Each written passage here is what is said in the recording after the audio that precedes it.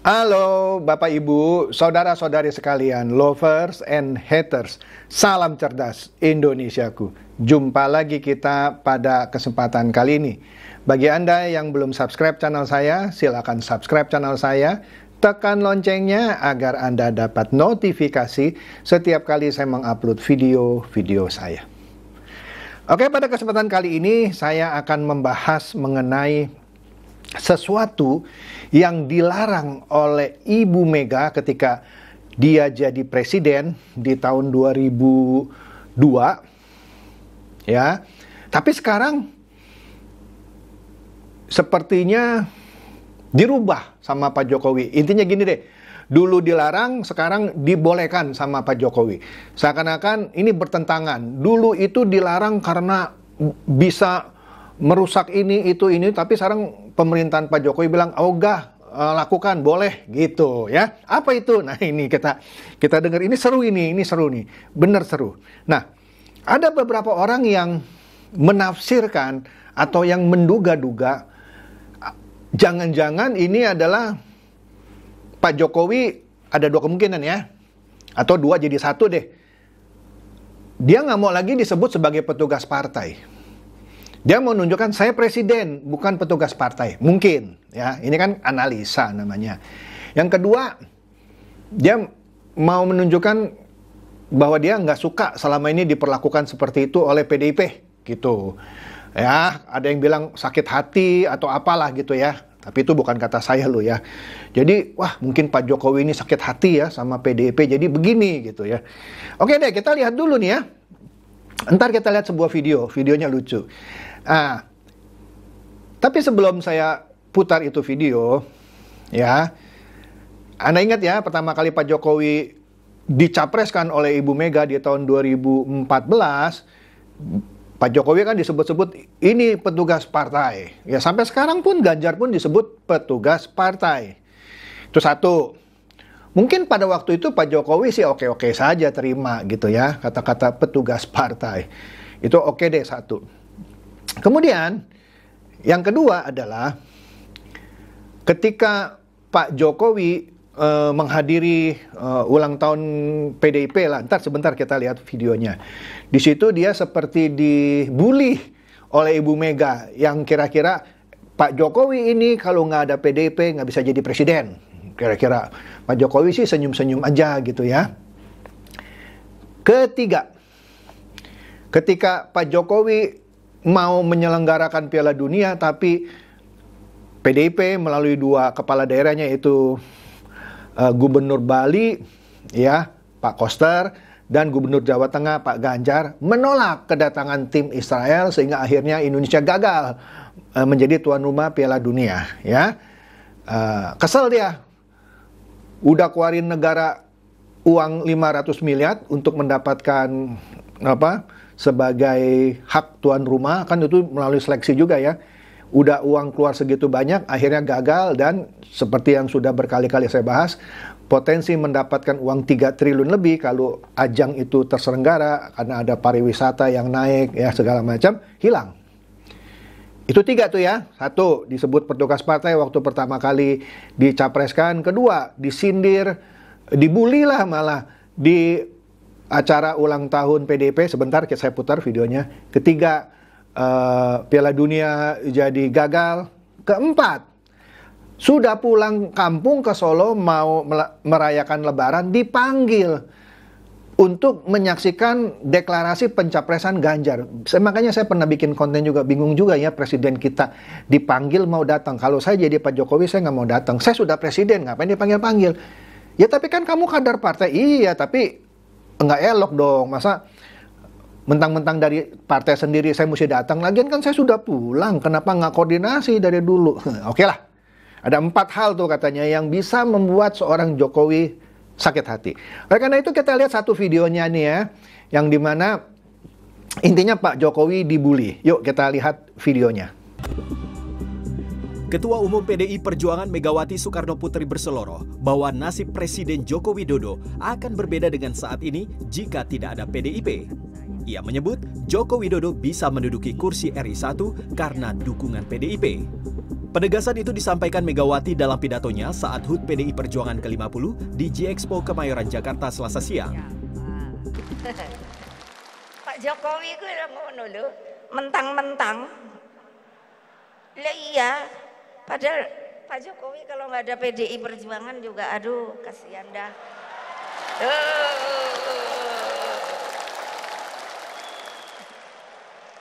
Lo legal formal lo.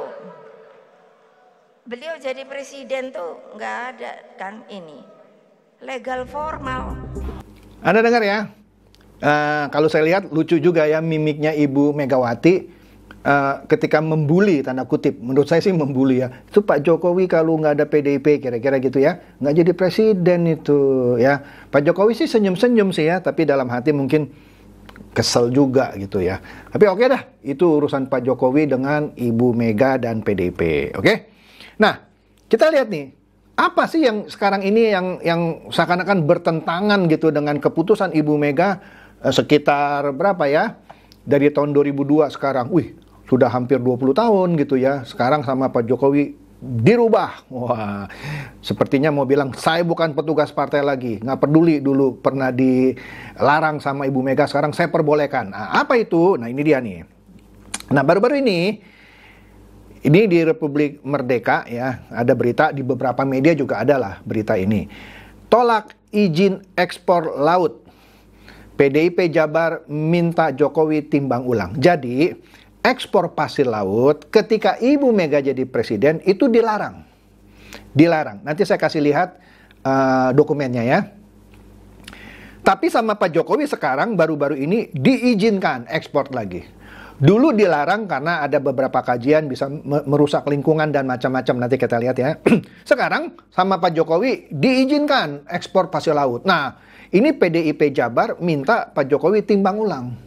Ya, karena dulu kan yang melarang kan Ibu Mega dari PDIP. Jadi PDIP Jawa Barat minta Pak Jokowi timbang ulang. Wah, ini mulai panas nih ya. Nah, tetapi Pak Luhut bilang, dulu kan kajiannya ekspor pasir laut itu bisa merusak lingkungan. Nah, sekarang Pak Luhut bilang, enggak, ekspor pasir laut tidak akan merusak lingkungan. Seru kan? Seru ya. Nah, di sini beritanya katanya Menteri Koordinator Bidang Kemaritiman dan Investasi Luhut Binsar Panjaitan memastikan langkah pengerukan pasir laut untuk diekspor tidak akan merusak lingkungan. Nah, sampai sini dulu ya. Dulu pengerukan pasir laut untuk diekspor, salah satunya ke negara Singapura untuk reklamasi, itu dilarang karena bisa merusak lingkungan dan lain-lain ya. Tapi sekarang Pak Luhut bilang enggak, tidak akan merusak lingkungan. Bahkan di berita yang lain justru untuk penyegaran lingkungan lah ya, untuk kesehatan lingkungan katanya ya. Nah, jadi di sini dia berikan keterangan ini mengenai kebijakan pemerintah yang terbaru dari Pak Jokowi yang mengizinkan. Kalau dulu Ibu Mega melarang, sekarang Pak Jokowi mengizinkan, ya. Dia bilang tidak akan merusak lingkungan. Sekarang ada GPS segala macam. Ya, saya nggak ngerti ya apa hubungannya GPS dengan tidak rusak lingkungan. Tapi oke lah, ini kan katanya Pak Luhut ya. Kita pastikan kerusakan lingkungan tidak akan terjadi gitu ya. Kalaupun diekspor, manfaatnya besar untuk BUMN. Jadi uangnya buat BUMN katanya ya. Kemudian dia juga jelaskan bahwa jika tidak dilakukan pengerukan pasir, maksudnya pasir laut itu, maka alur laut akan dangkal. Ya karena kan pasirnya tuh menumpuk, lama-lama akan dangkal. Jadi mesti dikeruk gitu ya, supaya aliran air di laut lancar kira-kira gitu. Itulah salah satu alasan untuk membuka kembali keran ekspor pasir laut ya. Nah, kalau tidak dikeruk maka alurnya itu makin lama makin dangkal gitu ya. Nah, kalau dikeruk kan diperdalam kira-kira begitu ya. Kalau tidak dikeruk-keruk maka alurnya makin lama makin dangkal. Nah, ini kan keterangan Pak Luhut ya. Jadi itu katanya untuk apa? Untuk kesehatan laut. Nah, mantap ya. Kemudian ada lagi lah anggota Komisi 7 DPR RI Mulyanto mengkritisi kebijaksanaan pemerintah yang membuka kembali izin ekspor pasir laut. Karena menurutnya kebijaksanaan tersebut terlalu gegabah dan membahayakan kedaulatan negara serta lingkungan kelautan di masa depan ya. Jadi dia mengkhawatirkan dampaknya bagi lingkungan dan kedaulatan negara. Pengaruhnya pada ekosistem laut, apalagi pulau-pulau kecil. Karena dulu ketika ada pulau kecil yang pasirnya dikeruk, pulaunya itu jadi tenggelam gitu, jadi hilang pulaunya ya. Karena pelarangan ekspor pasir laut kan sudah 20 tahun dilarang. Ya, sekarang tiba-tiba diperbolehkan lagi. Jadi menurut dia berbahaya, dapat berdampak pada ekosistem laut dan juga pulau-pulau kecil di Indonesia. Yang tadi bisa tenggelam itu pulau kalau dikeruk gitu ya. Rubuh atau gimana lah. Nah, kita lihat juga nih di liputan 6. Ekspor pasir laut dibuka, anak buah Sri Mulyani bongkar berapa maksudnya yang didapat oleh Indonesia. Tentu ketika kita ekspor pasir laut ke Singapura lah ya, paling dekat itu ya. Tentu kita dapat uang dong, iya dong. Nah, di sini anak buahnya Ibu Sri Mulyani membongkar berapa sih yang kita dapat gitu ya. Kalau kita ekspor tuh pasir laut ya. Nah, di sini memang betul pembukaan ekspor pasir laut dinilai akan memberikan pemasukan bagi Indonesia. Namun, katanya ya, Kepala Badan Kebijakan Fiskal dari Kementerian Keuangan, Febrio Nathan Kacaribu, mengatakan penerimaan negara dari ekspor pasir laut terbilang kecil, katanya ya. Namun, dia tidak memerinci nominal pendapatan yang diperoleh negara dari ekspor pasir laut. Pendapatan yang didapat negara dari ekspor pasir laut kecil, kata Febrio melansir Antara di Jakarta Rabu lalu 31 Mei. Wish. Ternyata itu loh pendapatnya ya. Jadi menurut dia mengenai ekspor pasir laut ya, ini kan sekarang sudah diatur nih, sudah diperbolehkan ya, yang diatur oleh peraturan pemerintah nomor 26 tahun 2023. Ya, yang memperbolehkan pasir laut diekspor ke luar negeri. Wih, mantap, ya. Nah, jadi di sini aturan itu dikeluarkan sebagai upaya pemerintah untuk bertanggung jawab melindungi dan melestarikan lingkungan. Wih, oke deh, nggak ngerti juga bagaimana melindungi dan melestarikan lingkungan. Mungkin tadi yang dimaksud Pak Luhut ya, dengan dikeruk maka lautnya jadi sehat katanya ya. Itu mungkin maksudnya ya. Oke. Ya. Jadi itu yang dimaksud oleh liputan 6. Jadi kebijakan terbaru ini memperbolehkan pengerukan dan pengeksporan pasir laut ya. Nah, pengeksporan pasir laut itu tidak akan merusak lingkungan, ya, malah bermanfaat untuk mendukung kegiatan ekonomi dan industri khususnya terkait pendalaman laut. Jadi dengan dikeruk laut kan tambah dalam katanya, jadi sehat, oke? Tapi meskipun demikian ada beberapa ketentuan bagi pelaku usaha bila ingin mengekspor pasir laut. Nah, pelaku usaha kan udah disebut tadi BUMN. Ya oke lah, BUMN-nya yang mau mengekspor pasir laut harus memenuhi perizinan ya. Oke deh. Nah, kita lihat nih. Tempo memberitakan kilas balik pelarangan ekspor pasir laut di Indonesia ya. Setelah 20 tahun dilarang, sekarang Pak Jokowi mengizinkan.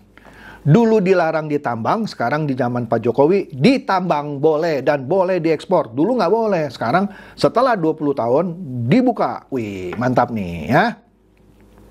Saya nggak tahu nih Ibu Mega marah nggak nih ya. Tadi kan di awal sudah diberitakan PDIP Jabar minta untuk ditinjau ulang. Oke, kayaknya sebentar lagi akan hot ini. Oke, nah di sini kita lihat ya. Satu dokumen, nah coba nih saya lihat ya. Di sini adalah keputusan Presiden Republik Indonesia nomor 33 tahun 2002 tentang pengendalian dan pengawasan pengusahaan pasir laut ya.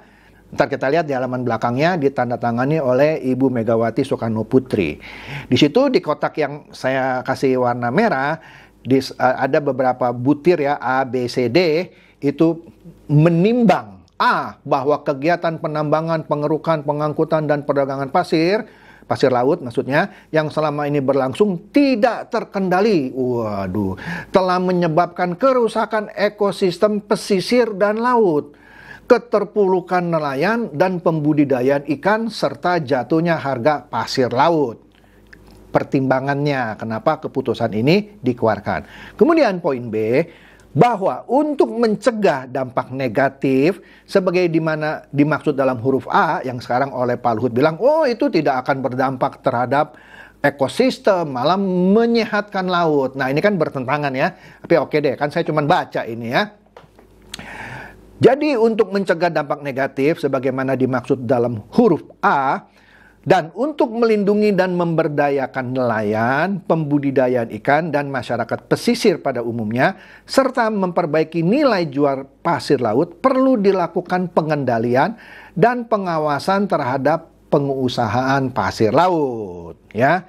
Kemudian butir C, bahwa pelaksanaan pengendalian dan pengawasan terhadap pengusahaan pasir laut masih diselenggarakan secara sektoral, sehingga penegakan hukum belum terkoordinasi sebagaimana mestinya sesuai dengan peraturan perundang-undangan yang berlaku. Kemudian butir D, bahwa berdasarkan pertimbangan sebagaimana dimaksud dalam huruf A, B, dan C itu perlu menetapkan keputusan Presiden tentang pengendalian dan pengawasan pengusahaan pasir laut. Jadi itu pertimbangannya ada 4 poin ya.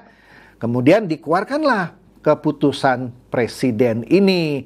Ya, itu dokumennya lah ya. Nah, kemudian kita lihat nih ya, dokumen ini juga khususnya di pasal 8 ya, ayat 2. Kita lihat tuh yang di kotak merah ya. Pasir laut yang ditetapkan sebagai komoditi yang diawasi tata niaga ekspornya, sebagaimana dimaksud dalam ayat 1, dapat diubah menjadi komoditi yang dilarang ekspornya setelah mempertimbangkan usulan dari tim pengendali dan pengawas pengusahaan pasir laut.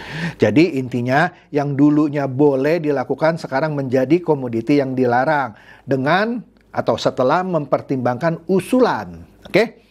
Nah, mulai menarik ya. Nah, oke. Lanjut lagi nih. Nah, di belakang kita lihat jelas tuh ya ditandatangani di Jakarta 23 Mei tahun 2002 oleh Presiden Republik Indonesia Megawati Soekarno Putri. Oke? 23 Mei tahun 2002. Oke, ternyata itu sudah keputusan Presiden Megawati. Oke. Nah, kemudian kita lanjut nih yang berita Tempo ini kan intermezzo tadi ya. Nah, di sini Tempo menjelaskan bahwa Presiden Joko Widodo membuka kembali ekspor pasir laut. Nah, kalau waktu itu melalui keputusan Presiden dan juga ada keputusan memperindak, nanti kita lihat ya. Nah, jadi sekarang ada peraturan pemerintah nih nomor 26 tahun 2023 baru-baru ini nih ya, tentang pengelolaan hasil sedimentasi di laut. Diundangkan pada 15 Mei 2023, itu peraturan pemerintah. Wah. Padahal pemerintah sebelumnya telah menghentikan ekspor pasir laut lewat surat keputusan memperindak nomor 117-MPP-CAP-2 tahun 2003. Ya. Jadi di tahun 2002 Ibu Megawati membuat keputusan Presiden, kemudian ditindaklanjuti oleh Memperindak. Memperindak mengeluarkan surat keputusan yang menghentikan ekspor pasir laut. Memang di sini disebut penghentian sementara, ya. Alasan pelarangan ekspor untuk mencegah kerusakan lingkungan berupa tenggelamnya pulau-pulau kecil di tanah air. Kalau saya baca beritanya, di sini kan dibilang penghentian sementara, ya. Kita nggak usah lihat lah ya. SK-nya tuh seperti apa, surat keputusan seperti apa. Mungkin Pak Jokowi sekarang berpendapat, lah SK-nya Memperindak tahun 2003 yang menindaklanjuti keputusan Presiden Megawati 2002, ini kan bilangnya penghentian sementara. Ya, untuk mencegah kerusakan lingkungan. Nah, Pak Jokowi mungkin karena kata-katanya penghentian sementara, ya sudah, itu kan sementara. 20 kan sudah sementara. Sekarang ya sudah boleh. Mungkin ya. Ini kan saya mengandai-andai ya. Walaupun dulu untuk mencegah kerusakan lingkungan. Sekarang Pak Luhut bilang justru kita keruk itu pasir menyehatkan laut. Nah, ini kan menarik ya. Oke deh, saya cuma menyampaikan saja kok ya, Anda cerna aja gitu ya.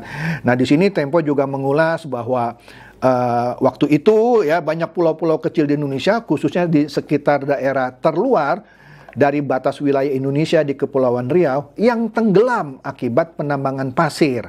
Ya, selain itu pelarangan ekspor dilakukan karena belum diselesaikan batas wilayah laut antara Indonesia dan Singapura. Ya. Proyek reklamasi di Singapura yang mendapatkan bahan bakunya dari pasir laut perairan Riau pun dikhawatirkan mempengaruhi batas wilayah antara dua negara. Jadi saya bisa mengerti alasan Ibu Megawati yang ditindaklanjuti oleh surat keputusan memperindak yang melarang ekspor. Jadi begini, pulau-pulau terluar ya, apalagi yang berbatasan dengan Singapura, kalau dikeruk itu pasirnya dan pulaunya tenggelam, Indonesia nggak punya batas teritorial darat lagi. Karena dia nggak punya batas teritorial darat, jadi perbatasan antara Indonesia dan Singapura bisa kita yang dirugikan. Karena dulu sekian kilometer dari pulau terluar itu masih milik kita, sekarang karena pulau itu sudah tenggelam, wah batasnya di mana lagi? Nah jadi saya masih melihat masuk akal kenapa dilarang pada waktu itu. Karena kalau pulau-pulau di luar itu pada tenggelam, karena dikeruk pasirnya, ya, maka batas antara Indonesia dan Singapura akan bergerak dong. Jadi Indonesia akan dirugikan. Karena batas daratnya Indonesia yang terluarnya itu sudah hilang. Nangkap ya? Oke. Jadi itulah alasannya pada waktu itu. Padahal antara tahun 1997 sampai tahun 2002, Indonesia rata-rata mengirimkan lebih dari 53 juta ton pasir laut per tahun ke Singapura. Dan Singapura adalah importir pasir laut terbesar di dunia. Hebat ya. Dan dia juga pernah mengimpor pasir dari Malaysia. Ya. Nah, Malaysia juga pada tahun 2019 melarang ekspor pasir lautnya gitu ya. Mantap. Mantap. Ya. Oke deh. Nah, jadi Bapak Ibu, saudara-saudari sekalian, lovers and hater. Inilah apa yang terjadi sekarang ini. Ya, bisa saja Pak Jokowi melihat, lah itu kan SK-nya memperindak waktu itu bilangnya penghentian sementara. Kan tidak selama-lamanya. Ya udah, sekarang saya izinkan lagi, itu bisa, ya kan? Tapi dari sisi keputusan presiden yang ditindaklanjuti oleh SK-nya memperindak pada tahun 2003, saya bisa mengerti juga selain waktu itu argumennya bisa merusak lingkungan laut dan juga kalau pulau-pulau kecil yang di luar itu dikeruk terus dan jadi tenggelam, batas kita dengan Singapura jadi untung Singapura dong karena batas darat terluarnya Indonesia hilang. Jadi mundur kita. Daerah antara Singapura dan Indonesia nggak bisa di situ lagi, malah mundur kita. Tangkap ya? Karena batas darat terluarnya hilang, karena tenggelam, karena dikeruk. Tapi sekarang pemerintahan Pak Jokowi menurut keterangannya Pak Luhut justru pengerukan pasir itu bisa menyehatkan laut. Saya yakin ini sebentar lagi akan menjadi kontroversi. Apalagi ada beberapa analis yang menduga jangan-jangan ini karena Pak Jokowi sakit hati. Itu kata analis loh. Saya cuma menyampaikan nih ya. Ya kan karena tadi dibully dan segala macam. Tapi whatever itulah, biarkan itu menjadi masalah Pak Jokowi dengan Ibu Mega atau dengan PDIP. Di sini kan saya cuma menyampaikan fakta. Don't kill the messenger please. Oke? Silakan komen gitu ya kalau Anda masih nggak suka gitu ya sama konten saya ini. Kan saya cuma menyampaikan apa adanya, ya kan? Tapi biasalah tetap aja ada orang yang marah-marah gitu ya. Silakan komen, oke? Demikian, semoga ini mencerdaskan dan mencerahkan Anda semua. Silakan share video saya ini kepada teman-teman, sahabat atau kerabat supaya mereka tambah cerdas dan tercerahkan. Seperti biasa, terima kasih.